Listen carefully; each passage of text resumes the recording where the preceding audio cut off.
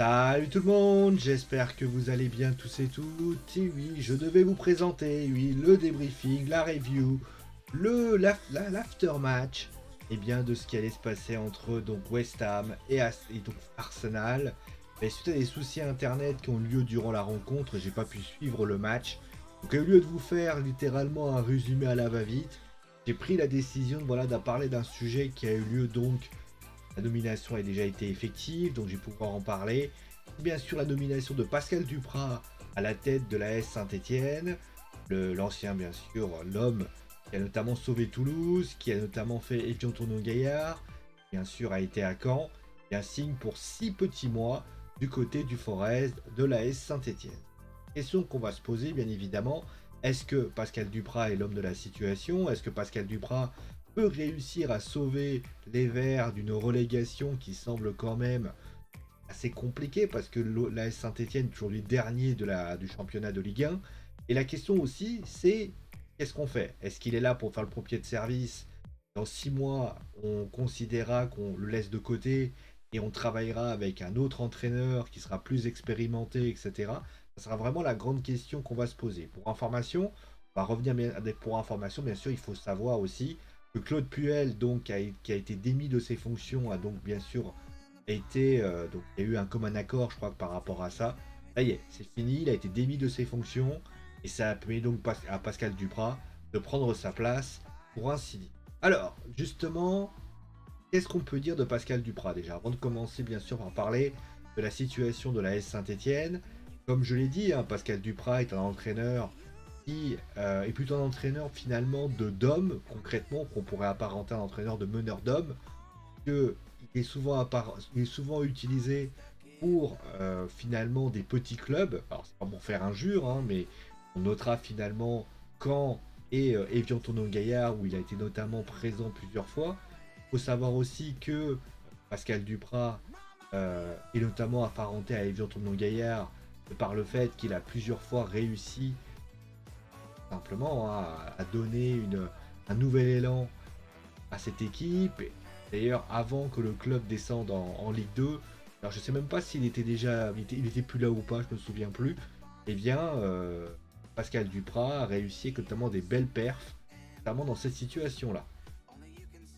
Et il se passe que il décide de quitter Yves Tournon Gaillard en étant assez fâché. Je crois que ça s'était très très mal terminé entre donc les personnes. Alors je sais que certains diront qu'il a voulu justement tirer la couverture à lui.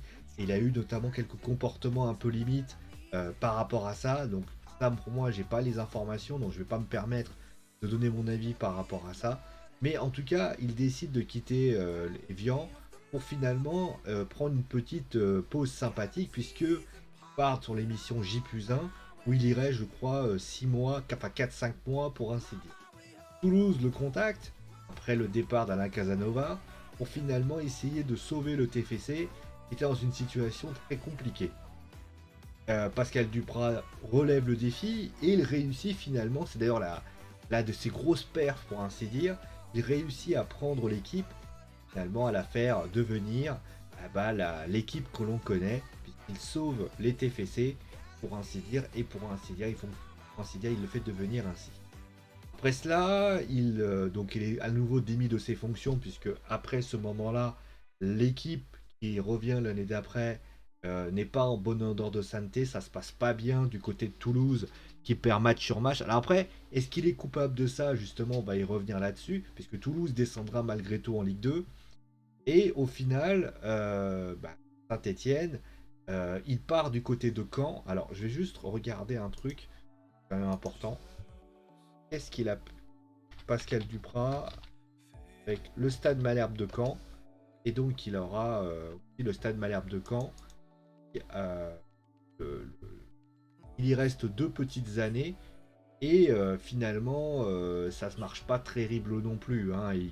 Il réalise finalement 2 positions, une 13e place et une 14e place. Et au final, eh bien, on décide tout simplement de le mettre de côté pour finalement le considérer qu'il n'était pas possible. Après, il ira du côté d'Amazon Prime où il a décidé, voilà, tout simplement de mettre de côté. À partir de là, eh bien, il redessigne, donc à ce moment-là, comme il est libre, il signe du côté de l'AS Saint-Étienne. Alors, l'AS Saint-Étienne qui avait plusieurs possibilités. La nomination officielle donc de Julien Sablé qui faisait l'intérim à ce moment-là. Il y avait également David Guillon qui était proposé et finalement c'est Pascal Duprat qui a été choisi. Alors la question que tout le monde se pose, bien sûr, l'AS Saint-Étienne aussi se pose cette question, est-ce que Pascal Duprat est l'homme de la situation? Est-ce que Pascal Duprat va réussir à faire que le club se maintienne? Alors déjà on va commencer bien sûr par parler déjà de la situation au niveau comptable de l'AS Saint-Étienne. Aujourd'hui, l'AS Saint-Étienne est bien sûr dernier du championnat. Comment c'est compliqué. Avec 12 petits points, mais n'est pas réellement décramponné. Hein. Le premier non relégable, pardon, c'est 3 et ils ne sont qu'à 4 points de 3. Et s'ils veulent les barrages, Metz sont qu'à 3 points. C'est pas non plus. Vous voyez, ils sont pas décramponnés au point de se retrouver dans une situation compliquée. De plus, à Toulouse, je crois qu'il était bien plus bas et il avait réussi à récupérer un nombre de points impressionnant et avait réussi finalement à gagner. Là, l'AS Saint-Étienne, on peut imaginer peut-être que Saint-Étienne, avec 3 points de retard sur le 18e du championnat, voire même 4 points sur le 17e du championnat, on a quand même une équipe capable finalement, ce qui n'est pas décramponné. En plus, c'est une équipe qui a aussi des qualités, il faut le dire. Boudbouz, notamment, on a Roby Kazri, on a notamment Bouanga, on a Etienne Green aussi, même s'il a été souvent blessé. On a par exemple des petits jeunes du côté bien de la SSE. Je pense à par exemple à Moukoudi, je pense à notamment à. Alors je vais vous trouver je vais vous trouver justement les effectifs, comme ça sera réglé parce que quoi. Bon, bien sûr, Adil Aouchiche, qui est plutôt un jeune joueur. Neyou aussi, hein, Youssouf. Il y a quand même des choses qui sont quand même intéressantes. Il y a des vétérans, il y a des jeunes joueurs qui justement peuvent apporter son lot de qualité. Et il y a Moukoudi, comme je l'ai dit, Kolo Djezak, certes c'est un peu ancien, mais qui peut justement faire ça. Duarte, qui a 18 ans, qui joue un petit peu, qui pourrait apporter quelque chose. Yvan Masson, qui est plutôt un jeune joueur également. Donc il y a une petite fusion entre ces deux parties qui pourra être arrivée. Alors, la réalité aujourd'hui, c'est, moi, quand je regarde l'effectif de Saint-Étienne, je pense que les vétérans, déjà,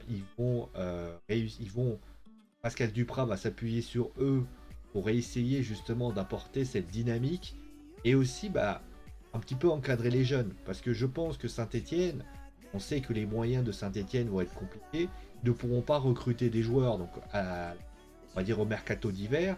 Et a priori, donc s'ils ne peuvent pas recruter des joueurs au mercato d'hiver, il y a de fortes, fortes, fortes, fortes chances que Pascal Duprat doit jouer avec les moyens du bord.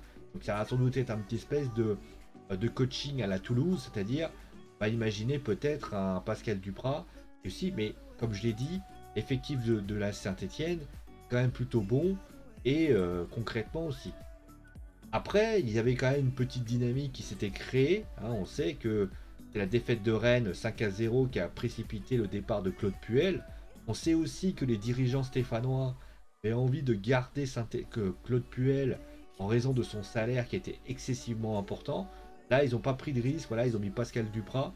Et donc, finalement, c'est plus en tant que pompier-service qu'il arrive. Maintenant, parlons maintenant de Pascal Duprat.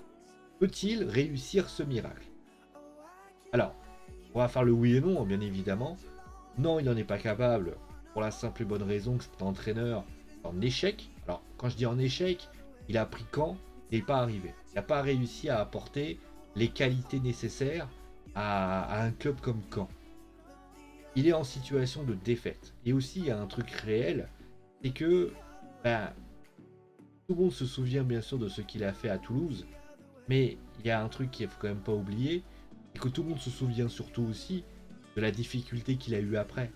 Pascal Duprat, malheureusement, on va pas se leurrer. Hein. Moi, je prends Pascal Duprat et je prends justement ses classements. Aujourd'hui, Pascal Duprat, c'est un homme de maintien. C'est clair. C'est quelqu'un qui a, si je vais c'est quelqu'un Après, on est bien évidemment, on sait que Pascal Duprat est un vétéran, voilà, d'Evian Tonton Gaillard, etc. Mais concrètement, il a pu faire développer cette équipe, il a su justement les faire progresser, il a réussi à les faire maintenir.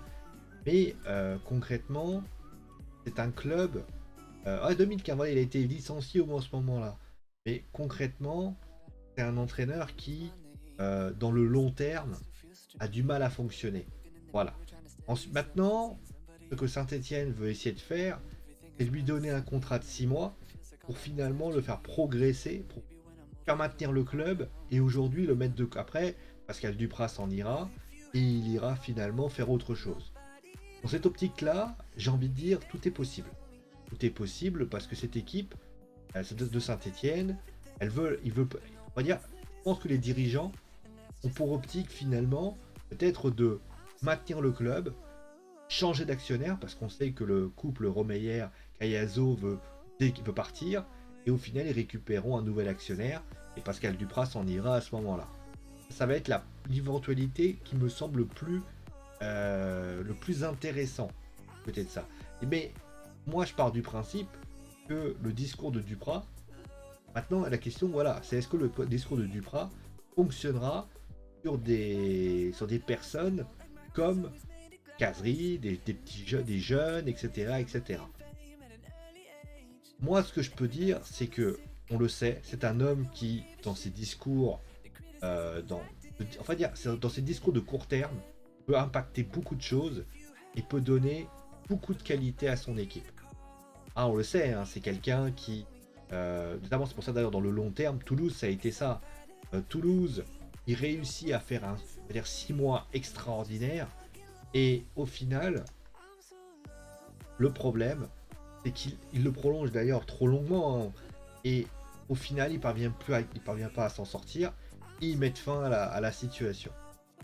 Voilà, c'est la réalité qui veut ça. Il n'arrive pas à s'en sortir et au final, la situation est délétère. Il ne s'en sort pas. Et bien finalement, c'est ça le problème. C'est que si on le fait sur le long terme, il n'y arrivera pas. Mais s'il le fait sur le court terme, son discours qui marchera. Maintenant, la question c'est est-ce que les joueurs sont réceptifs? Je pense que les joueurs aujourd'hui, il y a une réalité, c'est qu'il faut un discours fort, pas un discours de tacticien. Moi je pense pourquoi ça n'a pas marché avec Claude Puel. Parce que Claude Puel n'est pas un charbonneur si vous voulez. Claude Puel, alors vous allez me dire oui mais qu'est-ce qu'il a fait l'année dernière? Dernière, il a été là, Claude Puel, il a maintenu le club. Oui, mais souvenez-vous qu'il maintient le club, mais que dans la situation c'est compliqué. Les situations mais concrètement du côté de Pascal Duprat, lui il prendra l'effectif tel qu'il est, il le fera progresser du mieux qu'il peut, il parlera clairement avec ses joueurs. C'est pour ça aussi que le profil de Pascal Duprat est extrêmement utile. Et bien évidemment, et on va pas se leurrer, sa réussite ne viendra pas forcément de lui, il viendra peut-être aussi là vous l'avez forcément compris, des dirigeants. Aujourd'hui, il y a une réalité. Les dirigeants stéphanois ont clairement commencé, et même d'ailleurs beaucoup, délaissé le club. Aujourd'hui, quand tu regardes Pascal Duprat arriver, tu te dis c'est bien. Mais le problème, c'est que qu'est-ce qui va se passer par la suite? Est-ce qu'ils vont le conserver? Je ne pense pas que ce soit une bonne idée. Mais s'ils le conservaient, mais dans la situation actuelle où le club est dans un état cataclysmique d'un point de vue au niveau de l'ossature technique, où clairement on ne sait pas si on a un nouvel actionnaire, etc. etc. J'ai plus l'impression que ce qu'on a fait, c'est qu'on a fait du palliatif avec Saint-Etienne. C'est-à-dire qu'on a donné du bras pour essayer de dire aux actionnaires, écoutez, ok, vous voulez pas venir, oui, alors c'est vrai, tout ça, mais aux dernières nouvelles, je vais quand même allez, c'est pas grave, mais vous savez quoi, allez, c'est pas dramatique, les enfants, c'est pas dramatique, nous, on va s'en sortir, et après, on va vous donner vous laissera le club, et vous pourrez en faire ce que vous voulez. Ça, c'est la réalité par rapport à ça. En tout cas, moi, c'est l'impression que j'ai, et l'impression que je pense par rapport à ça. Bon, Voilà ce que j'avais à dire sur Pascal Duprat. Je pense qu'il peut réussir parce que quand même l'effectif de Saint-Etienne est quand même plutôt intéressant. Après, qu'on soit clair sur ce point-là, je pense que Saint-Etienne, c'est pas Pascal. Pour moi, c'est pas c'est-à-dire les 6 mois, je pense qu'elle a les moyens de relancer Saint-Etienne et de les faire se sauver facilement. Je pense, hein, parce que il n'y a pas vraiment un gros écart qui se détache, notamment du côté de la SSE. Clairement, on a quand même 3 ou 4 points d'avance, hein, clairement, de retard, pardon. Donc forcément, c'est pas non plus gênant. Mais bien évidemment, une saison c'est long. Et la question aussi, c'est. Ah, par contre, ça aussi, j'en ai pas parlé. Est-ce que Pascal Duprat est capable de faire ça pendant 6 mois? C'est-à-dire que, si je ne me trompe pas, il avait récupéré, c'était au 1er mars, il avait signé à Toulouse. Et au final, donc, il avait 2 mois pour relancer l'équipe.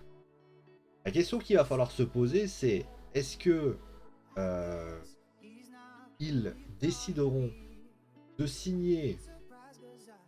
Ils ont 10 points de retard, Toulouse. Mais le truc, c'est quand il signe, il a 2 mois de discours intensifs pour redonner de la confiance à l'équipe. Ça marche. Et ça marche, franchement, il réussit à faire des choses, il réussit à faire ci et faire ça. Le problème, c'est que là, tu vas avoir décembre, une préparation qui va être faite par Pascal Duprat. Mais le truc, c'est que il va falloir qu'il tienne. Son discours, il va falloir qu'il tienne pendant 6 mois. C'est-à-dire que là, quand il va arriver, donc il y a le match, donc le dernier match de mercredi prochain. Mais après, sinon, vous avez 6 mois où il va falloir que tout au long de la situation, il va devoir avoir un discours qui va marcher. Et on sait que bah, si l'équipe commence à bien jouer, si l'équipe commence à rêver, bah, ça peut être des grosses désillusions pour ainsi dire. Voilà, j'ai pas grand chose à dire de plus par rapport à ça. J'espère en tout cas que ça. Enfin, moi j'ai toujours pas de malheur à Saint-Etienne, ville vraiment un club très historique du football français. Et voilà par rapport à ça. Je vais parler rapidement, voilà. Alors j'ai pas fait de miniature dessus parce que je pense que c'était pas très pertinent. Par rapport à tout simplement à Jean-Michel Aulas, donc le président Aulas a pris quand même 5 matchs de suspension, pas 10 matchs dont 5 matchs fermes. Autrement dit, en fait, bien sûr, c'est lié à certains propos, donc à ce qu'on raconte. Euh, Jean-Michel Aulas aurait tenu des propos et aurait été assez virulent vis-à-vis de l'arbitre Rudy Buquet. Alors, le président de l'Olympique lyonnais s'est exprimé concrètement par rapport à ça. Il a déclaré, voilà, tout simplement qu'il était très déçu, qu'il pense qu'il a apporté toutes les explications, il n'y avait pas d'intimidation vis-à-vis de l'arbitre. Après, il a commencé à accuser, il a fait du hola, c'est-à-dire qu'il a commencé à accuser notamment l'arbitre, dire qu'il n'avait pas la vérité et que le règlement devra évoluer pour savoir qui peut à un moment donné ne pas arrêter ou pas. Donc il revient notamment sur cette éventualité de savoir qui aurait dû arrêter le match, pour ainsi dire. Alors, bien évidemment, je vais pas tourner autour du pot. Si jamais, on va dire, moi je m'appuie sur ce qu'a dit Rudy Buquet. Si Rudy Buquet a été victime pas de menaces, c'est pas des menaces, mais de pression, on va appeler ça comme ça, de pression vis-à-vis du président lyonnais. Alors après, tout dépend du type de pression. Si la pression, c'est juste du lobbying, ça va. Mais si c'est vraiment s'il a été invectif, s'il a été nerveux, s'il a été insultant, c'est normal que le président Aulas soit sanctionné, on va dire, d'un certain nombre de matchs. Parce que ça récompense. En fait, il prend un peu pour tout l'ensemble de son œuvre quand on y pense. C'est-à-dire que le fait qu'il arrive et qu'il dit voilà, ouais, bon, la, la bouteille sur paillettes, c'est pas grave, etc. C'est vrai il fait plusieurs erreurs. Maintenant, moi, ce qui m'étonne, alors après, on va me dire oui, alors je chipote, etc.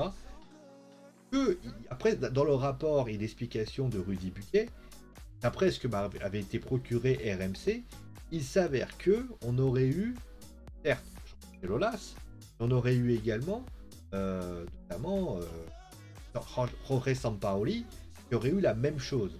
La question est donc la suivante, pourquoi n'y a-t-il pas eu la même sanction pour Jorge Sampaoli, qui a eu notamment un comportement pas très correct vis-à-vis de ça? Ça, c'est une grande question. Alors, est-ce que La Ligue s'est dit, non, on va pas faire de vagues au vu de ce qui s'était passé, notamment de ça. C'est possible. Mais en tout cas, moi, ça m'a beaucoup étonné, pour ainsi dire. Bon, de toute manière, voilà, la décision a été prise. Moi, pour moi, je préférais que les deux se prennent, mais bon, écoutez, voilà, hein, c'est clairement c'est ce qui s'est passé. Voilà, on va s'arrêter là pour aujourd'hui. Voilà, petite vidéo voilà, d'une vingtaine de minutes. On va pas parler voilà, de West Ham et Arsenal, on va vraiment prendre notre temps. On va se retrouver demain. Oui, il n'y a pas de catch ce soir, hein. Clairement, j'avais pas mal de choses à faire avec Internet et tout, j'étais pas mal occupé. On se retrouvera. Bon, on se retrouvera demain avec d'autres actualités. J'espère bien évidemment vous proposer. On va essayer de vous proposer peut-être un match ou quelque chose comme ça pour vous faire donner envie. Faire juste pouvoir réussir à vous le faire. La cour en ce moment le soir, c'est un peu compliqué. On excuse. Allez, prenez soin de vos bisous bien. Et ciao.